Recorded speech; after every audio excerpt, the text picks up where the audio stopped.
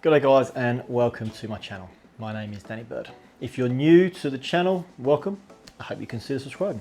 For those of you that are returning, guys, I hope my previous videos are helping your golf game improve. In today's video, we're going to be looking at a big reason why players will hook the golf ball.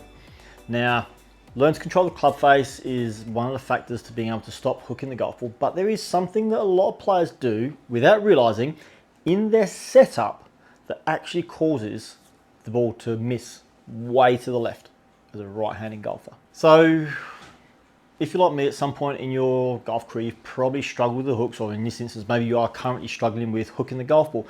You're doing everything you can. You're trying to get that path working in to out. You're trying to really get that club pushing out to the right, trying to control your club face, get it whatever it takes to fill up with pushing the shot, and still not getting the result you want. Now, it can be as simple as a fault at setup.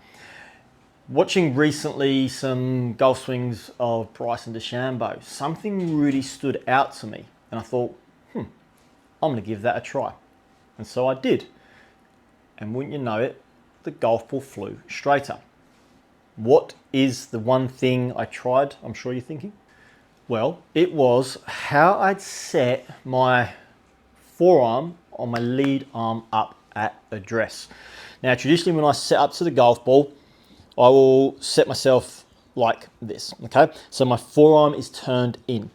If I were to position the club relative to the forearm in a straight line, it'll be pointing back behind me.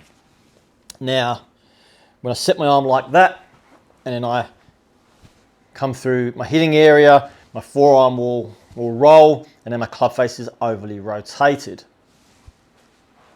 So watching Bryson and his very unique setup, I noticed that his forearm tends to point outwards. So outward facing forearm, get into address position, rotate as much as you can. Well, that forearm's not overly rotating too much anymore because it's kind of already there, and the club face is still square. That simple little change moved the miss that I had with my golf ball going left and reduced it by over 20 meters.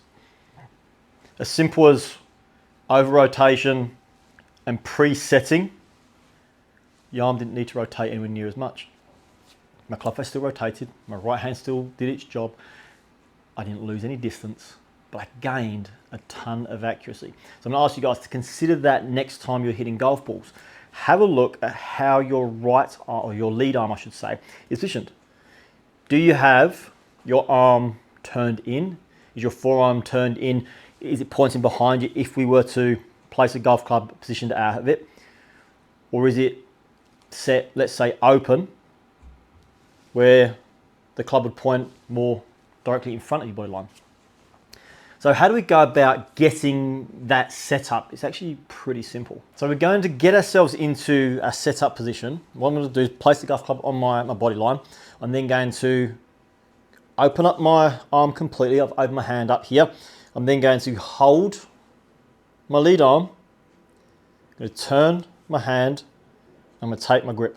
So now my forearm is facing outwards. I'm going to place the right hand onto the club, and from here, I'm in a good spot to go. So that's a very deliberate movement that we want to be making. It's a very deliberate process in order to get into the correct position. But I promise you guys, it is absolutely worth it. So for those of you wanting to train at home for this, well, we will need access to a golf club. Ideally, we're going to want some space. So the backyard, the front yard, if you have access to it. Your garage, if the roof's tall enough to just swing an iron, would be amazing. We're not actually going to be hitting golf balls, but we're going to be working through this little drill. So what I'm going to ask you guys to do, I'm going to get into, find our space. We're going to set ourselves up like I just showed. So we're going to open up the hands, the arms, make sure we've got the forearm pointing towards the camera in this instance. Then going to turn the lead hand in, take our grip, get our right hand on. We'll hold the club up in front just to check that that forearm is where it should be. Turn back, turn through, ensuring we're keeping the club face under control. We're going to get into our setup position, and then from here, we're just simply going to make 10 swings. forearms open. You can see here I'm holding off my finish position because I'm really trying to check that this forearm isn't overly rotating too much. We've already preset that rotation. Just checking it again. Come back down. Yep. Guys, 5 minutes each day if you can, just working on that. Set up, open the arm, set the hand, put the club in the hand, ensure that the lead forearm is set open. Take your grip. That will become second nature when you do go to the golf course. Now, the at driving range practice is exactly the same as what we did here, except you're just going to be hitting golf balls doing it. Okay. If we can get you guys controlling that lead arm and certainly having the forearm feeling a little bit more open at address, I guarantee you're going to be hitting the golf ball straighter. I guarantee you're going to be hitting the ball flight a little bit higher. And I can guarantee you're going to enjoy hitting the golf ball that much more.